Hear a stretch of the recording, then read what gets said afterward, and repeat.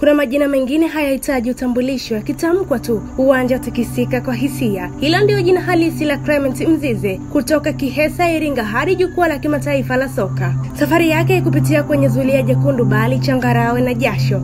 Alikabidhiwa kwa Dr. Mshindo Msola kama zawadi ya watu. Kijana alionekana si tu kama mchezaji, bali kama nabii wa kisasa wa mpira wa miguu. Wakati wenzake walikimbilia kivuli cha majina makubwa kama Mayele na Kagere, yeye alibaki nyuma akisubiri muda wake kwa utulivu na kiu ya mafanikio. Na muda ulipowadia, hakugonga hodi, alivunja mlango. Bao lake la kwanza ligi kuu lilifungua kwa staili ya kipekee kabisa uwanja wa CCM Kirumba, akimaliza pasi ya ustadi kutoka kwa Faisal Salum kwa ustadi wa juu. Haukuwa tu mpira ulioingia wavuni, bali ulikuwa ujumbe kwa mabeki wa ligi: mimi ni Clement Mzize na nimefika. Alizaliwa tarehe 7 Januari mwaka 2004 huko Muheza mkoani Tanga, akiwa mtoto mwenye ndoto kubwa kuliko uwanja wa kuchezea. Uwezo wake ulianza kuonekana akiwa mdogo, akipenya kama upepo kwenye mabeki, akifumania nyavu kama kasi na ujasiri wa simba. Huo ndio ulikuwa mwanzo wa safari ya kujiunga na kituo cha kukuza vipaji cha Young African Sports Club, ambapo ndoto zilianza kupewa sura. Akiwa kwenye timu ya vijana, alifundishwa na makocha mbalimbali waliomjenga kisaikolojia na kimwili. Mwenye Zahera mmoja aliyomtambua mapema alimpa nafasi, akimuita mtoto wa mpira mwenye roho ya mtu mzima.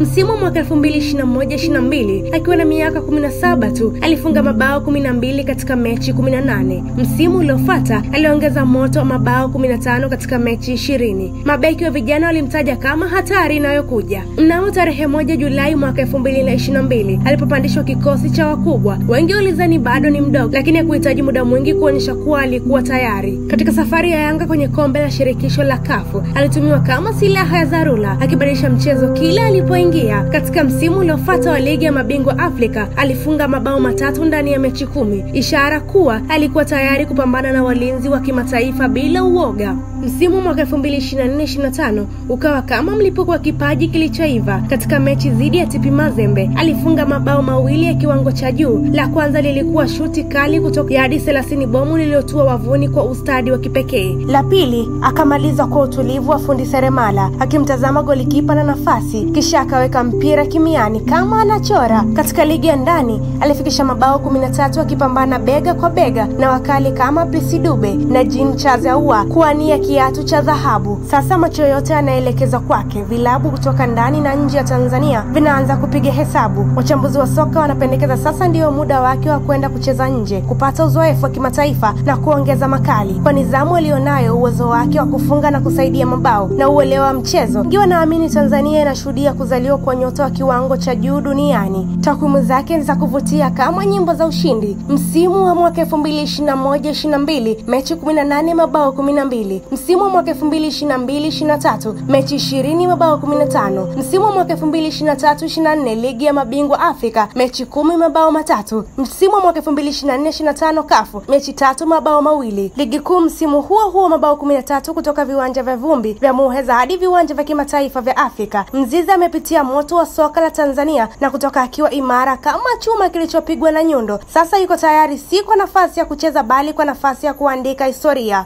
Kwa Clement Mzize, kila bao ni sentensi mpya kwenye simulizi ya heshima, na kila dakika anapokanyaga uwanja ni sauti ya taifa linaloamini kuwa ndoto za watoto wa mtaani zinaweza kuwa ukweli unaotikisa mabara. Mwanamichezo, hii ni Annual TV. Aloandika makala hii ni Yusuf Mpuma na imewakilishwa na Rahma Bilali.